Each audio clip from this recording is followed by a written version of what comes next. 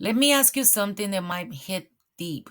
How much of your pain comes from people not understanding you?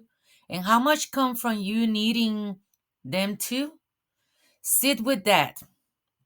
Have you ever found yourself explaining and re-explaining, writing paragraphs, sending long message, arguing, oversharing, over justifying, all because you couldn't stand the idea of someone walking away with the wrong image of you?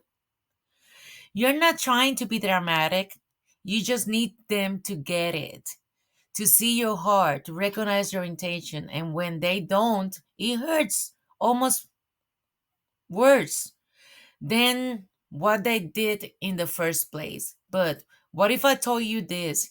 Your peace does not have to wait for other people to finally understand your heart. Because if we are honest, some people are committed to misunderstanding you. And you're tired. So today, on day 25 of our self forgiveness journey, we're talking about releasing the need to be understood. Not because you don't matter, but because your healing cannot stay hostage to others' perception. So, hello, hello, my beautiful soul. Welcome back to day 25. If you're here with me, I want to hear I want you to hear this clearly. You're committed to your healing in a way that deserves to be honored. And I honor you today. You've been walking through facing shame, sitting with your trigger, forgiving old version of yourself. That's not light work. That is soul work.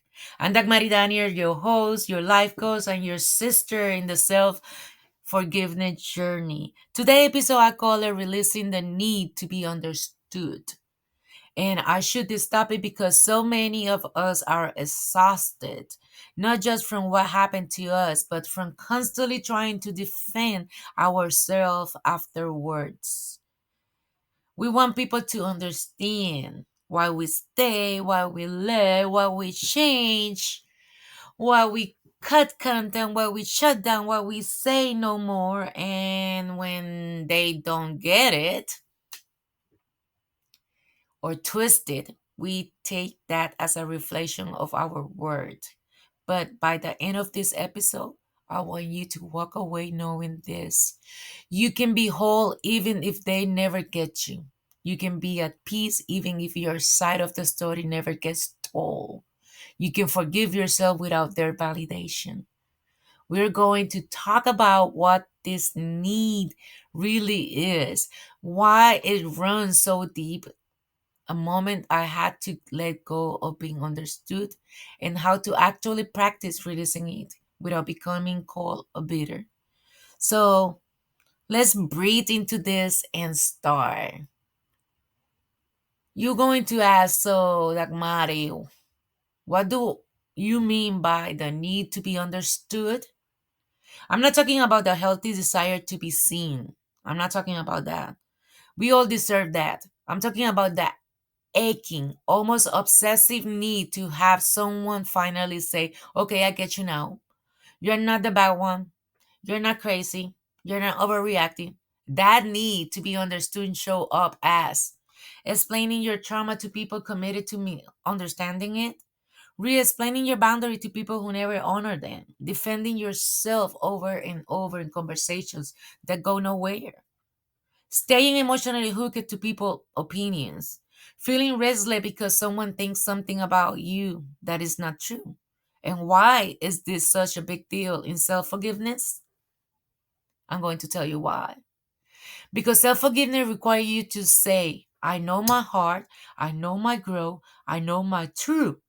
But when you are addicted to being understood, you hand that power over and say, I will know I'm okay when they agree I'm okay. Let me ask you this. What happened when we ignore this part of ourselves? When we never question why we need others to validate our story? We end up giving toxic people unlimited access to our energy. That's what we do when we don't stop that. We end up sending novels to people who only skim, they don't care. We end up staying in conversation that reopen wounds. we end up delaying our own healing, waiting on someone else's apology, validation, or approval. We carry this quiet belief that if they don't see my heart, maybe I'm not who I think I am. But today, I want you to lovingly challenge that. What if their capacity to understand you has nothing to do with your worth and everything to do with their limitations? What if? Remember that. So I'm going to tell you, like every episode, I've been telling you a little bit about my when it happened to me. Let me bring this into my reality for a second, okay? And let me tell you this part here for validation, all that stuff, it took me a long, long, long time to figure it out because I was used to get validation of means, especially means, you know what I'm saying? Like in affection and all that stuff. And my love, I pointed in this situation that I was like, I need that to be the person that I needed to be at the time. But then I learned that loving myself more than anything is who I'm becoming. So, this situation in my life, a relationship that had a lot of history, a lot of love, and a lot of pain, especially pain, more pain than anything else. So, when things began to fall apart, I found myself doing the most trying to explain myself. I want people to understand my side, my triggers, my intentions, my reaction, my reason of pulling back. I want people to know that. Every time there was a misunderstanding, I would send long message. I was. I would overshare information that I didn't have to say. I will sit on the phone for hours trying to make them see I'm not your enemy. I'm not trying to hurt you. I'm hurting too. But no matter how much I explained myself, it felt like the only saw what they want to see. They only saw what they want to see. They saw drama where there was actually trauma. They saw manipulation where there was actually desperation. They saw attitude when there was actually grief. And every time I felt misread, I go right back in like, nope, let me say it a different way. Maybe if I explain it like this. It was like I was trying to argue my way into being seen. One day after a particular draining conversation, I got off the phone and sat in silence. I felt empty, not because I didn't care, but because I had given every part of my truth to someone who had already decided who I was in their mind. And this sentence dropped into my spirit. You are begging for understanding from someone who hasn't even tried to understand themselves. I had to sit with that because it was not about blaming them. It was about it was a waking up to reality. How could I expect someone who runs from their own reflection to hold mine with clarity? In that moment, I realized I was making their understanding a condition for my own peace. If they just finally admit they see me, then I will stop feeling guilty. Then I will stop explaining myself. Then I will stop knowing I'm not crazy. But that day, I shifted.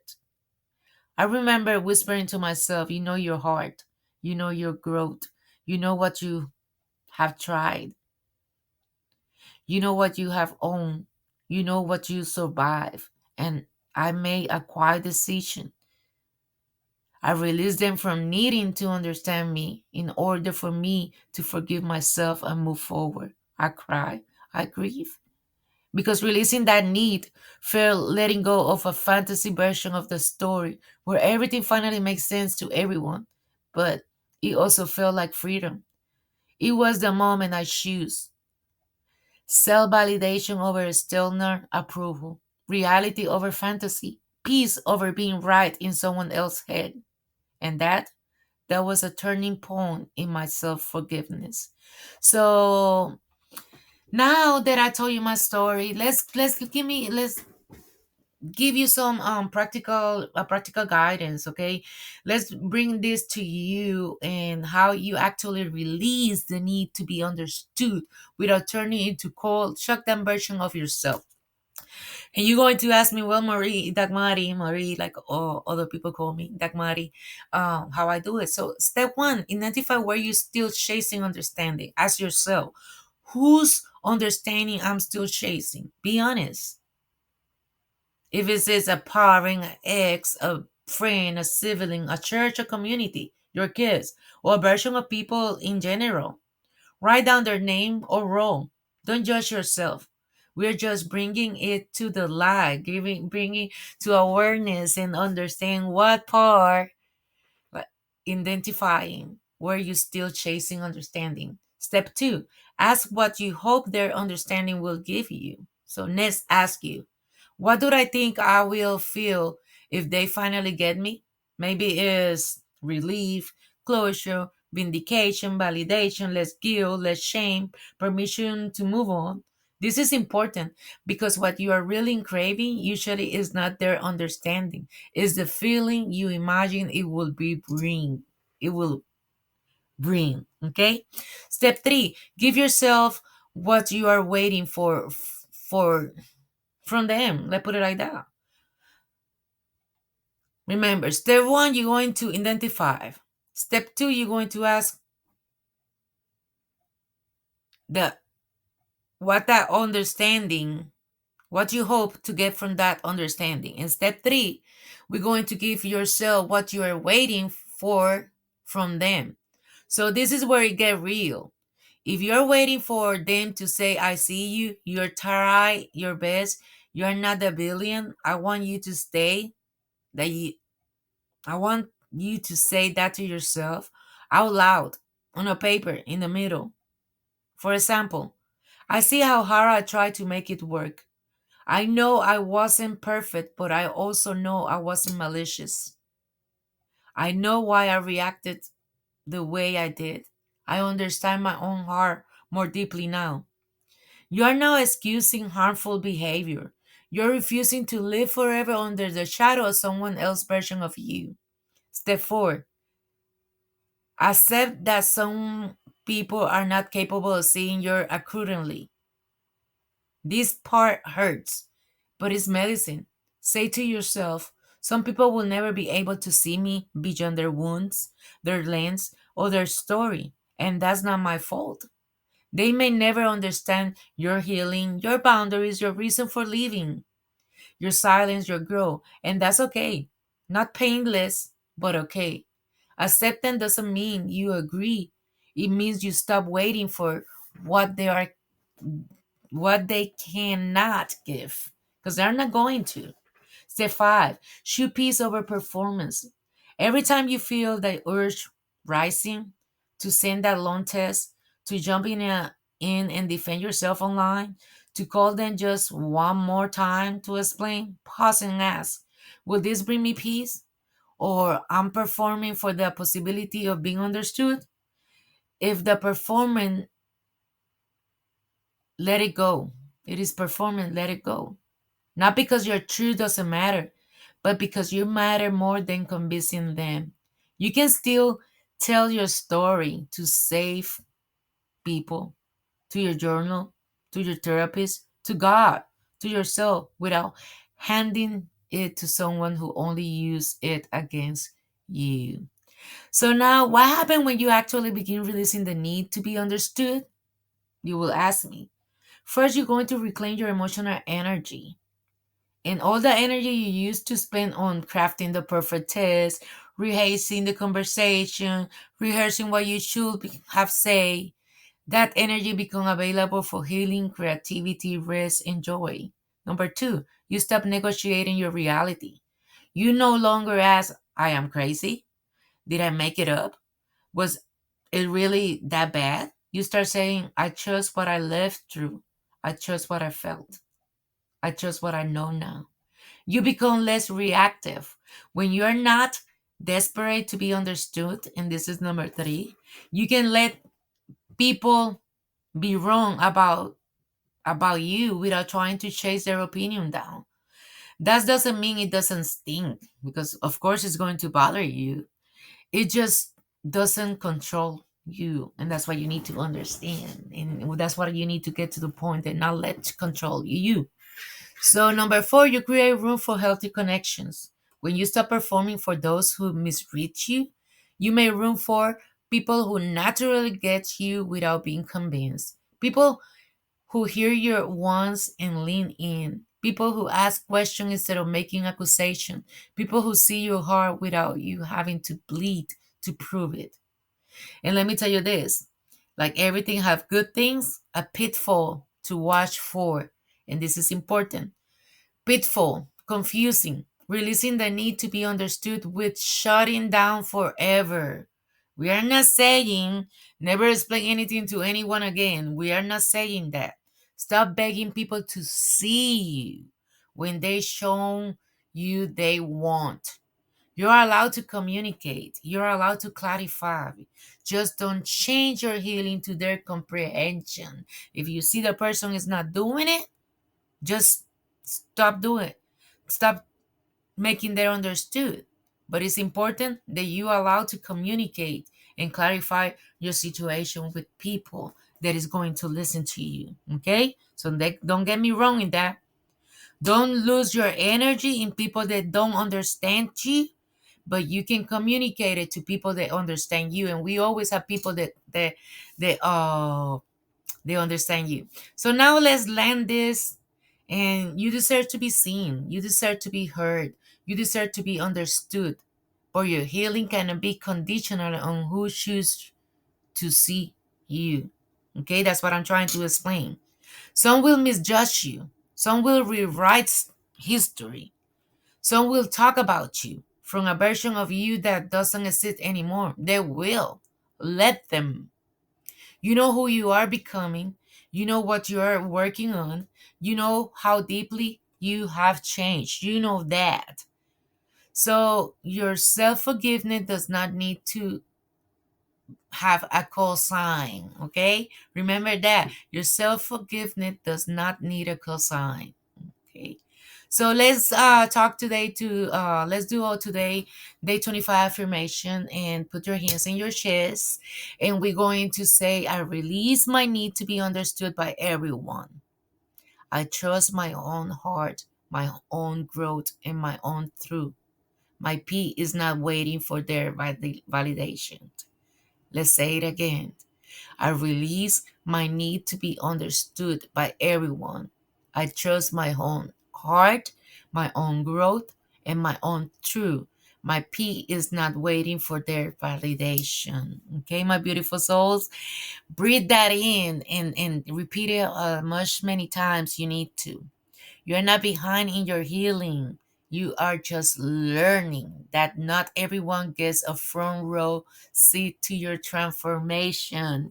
And that's the part that you need to understand. And remember, when you are in this journey, any journey of self-discovery, whatever, and I always say this, when you are in this journey, people they don't understand why you're doing it, they're going to stop talking to you. And I always say, God take people out of your life that don't work in your life no more. He hurts because he hurts.